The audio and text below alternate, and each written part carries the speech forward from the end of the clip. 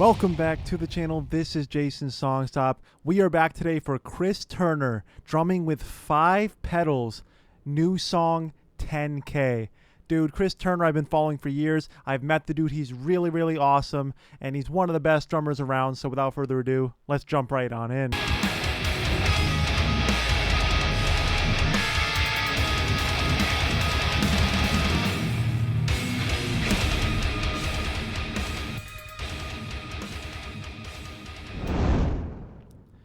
All right, so Chris Turner, man, absolutely amazing artist. Oh, and I almost forgot, like, literally Band-Aid on my head. I hit my head earlier while I was cooking on a rack or something. So that is why that is here today. But we are here for one of the best drummers of all time, man, Chris Turner. Last year, Chris dropped just a sick full album of his own original songs with all these instrumentals, and even dropped some, I believe, with some vocals on it, which was really fun. I've been reacting to him on the channel for years now, and it's always exciting when he comes back. So make sure to like, comment, and subscribe to the channel if you like this kind of reaction and breakdown content where we give honest thoughts about the music. Now, without further ado, let's jump on into this video. Dude. I'm about to play a song which I promised to write for you guys earlier this year, and it has been so much harder than I expected. This track has given me so many hurdles to jump. I've somehow ended up with 5 pedals and a weird stick beater. So before I play you the track, I thought it'd be fun to give you a bit more of an insight on what went on behind the scenes. Let's do it, let's see. The song started in a previous video where I was reviewing the world's first double pedal. The pedal placed the kick drum in the center of my kit, which left me space for another set of hi-hats. I then came up with a part where I'd pedal a pattern in 3 between my right and my left hi-hat, as well as playing double kicks. So my feet were jumping around like a little tap dancer. I said in that video, if it gets to 10,000 likes, I'll turn it into a full song. And that's why we're here today.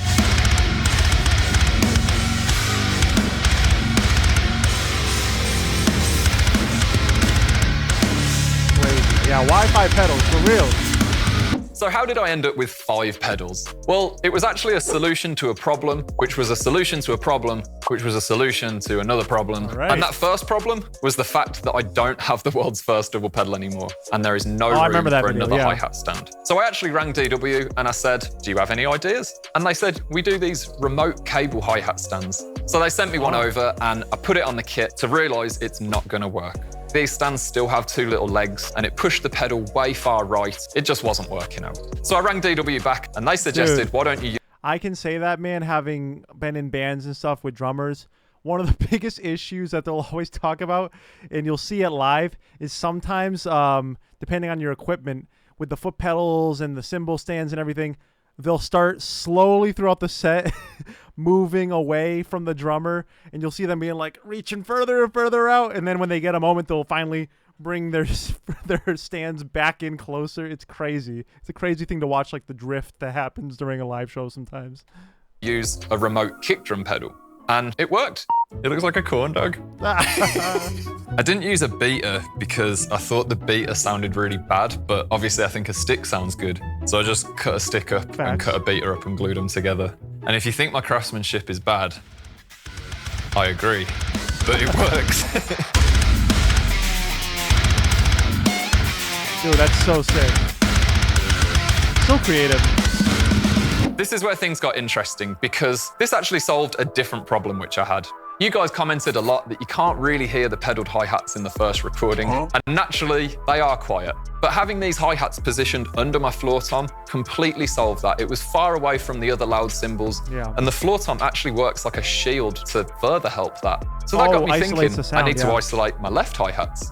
And I've got a remote cable hi-hat stand now, so let's put my other hi-hats down here. But now I've got another problem. My hi-hats are down here, and I can't play my hi-hats down here. So why not just put another pedal in there? Just throw another hi-hat stand in for my regular hi-hats. It also gave me a bit more freedom because I can use different cymbals. So I've ended up going with a stack down here and a weird stack combo here. So I've got kind of like an effect sound coming from the feet, and I've still got my regular hats up here.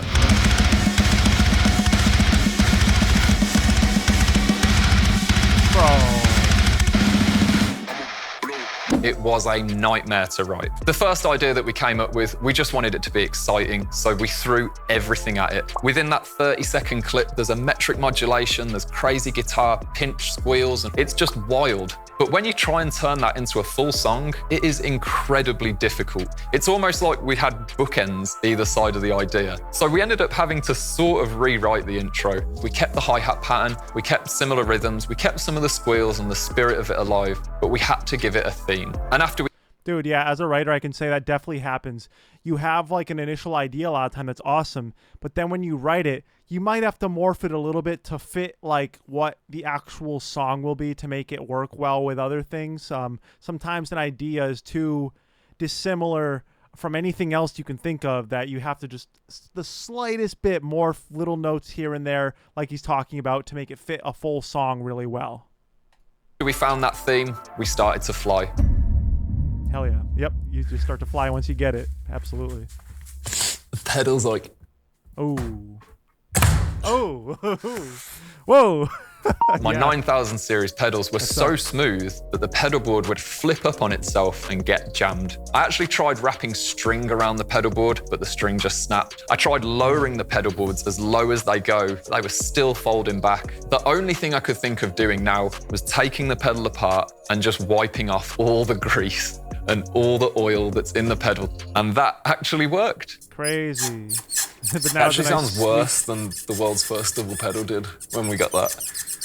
Obviously, as a result of that, my pedal feels like dog shit right now. It is what it is. I found a solution and I got it done. So I am going to play the song for you now. And if you do like it, please make sure Literally to just follow for it the on recording Spotify and then, and give this video a like. afterward, It he's helps gonna me out way more re-grease than that you up. can imagine. And this song has been That's such crazy. a huge amount of work. It really would mean the world to me. Peace. Yeah, you can tell the amount of work, my God.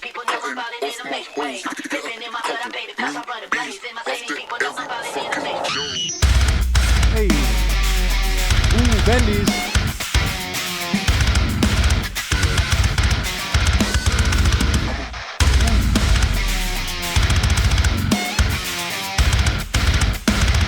Hell yeah, dude.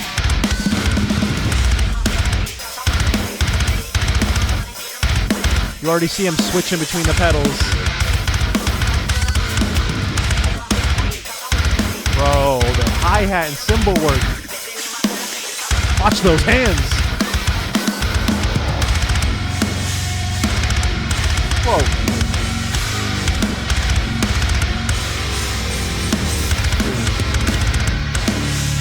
Wow, the timing.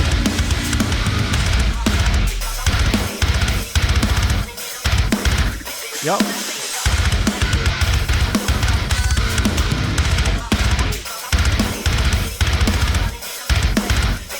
I don't know how he does this. He makes everything sound so good.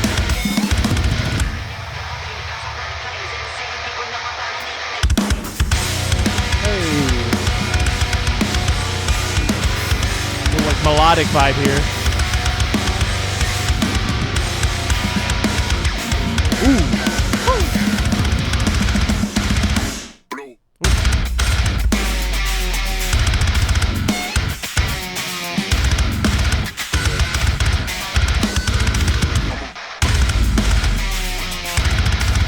Got some good groove to it, man.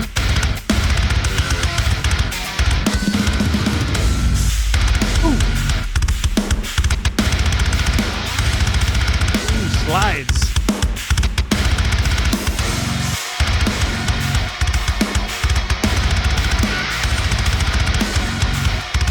Damn, dude, that sounds good. Bouncy. Like that, like melodic, hardcore chorus.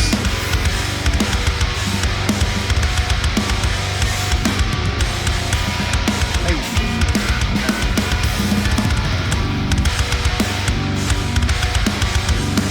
The footwork is insane on this. Dude, look at the focus, man.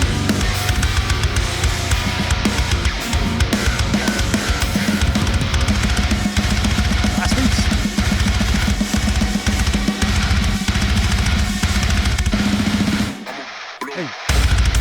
Oh!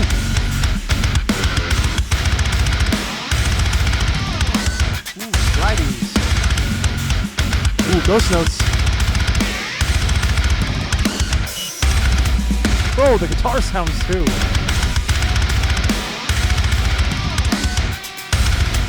Oh, I hear all that.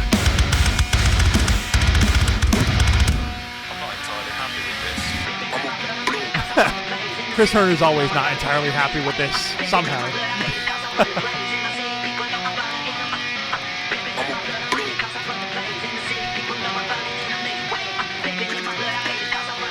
Yeah, definitely recommend the world's first double pedal. Absolutely crazy video for sure. Wow, dude. So Chris Turner, new song 10K that came up from this whole situation with the 5 pedals song, you know. Absolutely amazing story, amazing song too.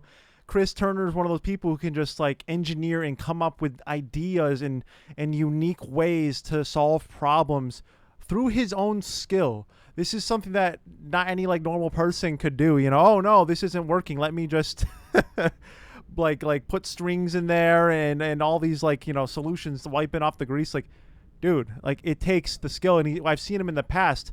He will overcome obstacles mid, you know, set. I remember once I think one of his kicks stopped working during like a live stream, like, and it became massively like he had to be hitting them on his kicks on the feet with much more force than expected because something was wrong with him. But he said the show must go on, and the dude did his entire set with these like heavy extra resistant kicks, and you could tell by then he was tired as hell, but he did it. It's crazy. He'll use his skill to take care of all these issues and still make an amazing product in the end. One take, as always, like this, where you saw everything was in one take, the whole song. He can do this stuff live, straight up. It's real, you know. It's all hooked up to his drums. So good, man. Definitely give Chris Turner a follow if you haven't already. He's got amazing music. He's one of the best drummers out there for Ocean's 8 Alaska as well. And make sure to like, comment, and subscribe to this channel if you haven't already, man, for more bangers like this, more amazing musical marvels, reactions, and breakdown reviews like this one today. And hey, check out my back catalog too, man. I've got a good, 3 to 4 years now of sick reactions on the channel that you'll definitely enjoy with your favorite artists. But that'll be it for me today. This has been Jason Songstop, and I'll see you in the next one. Peace.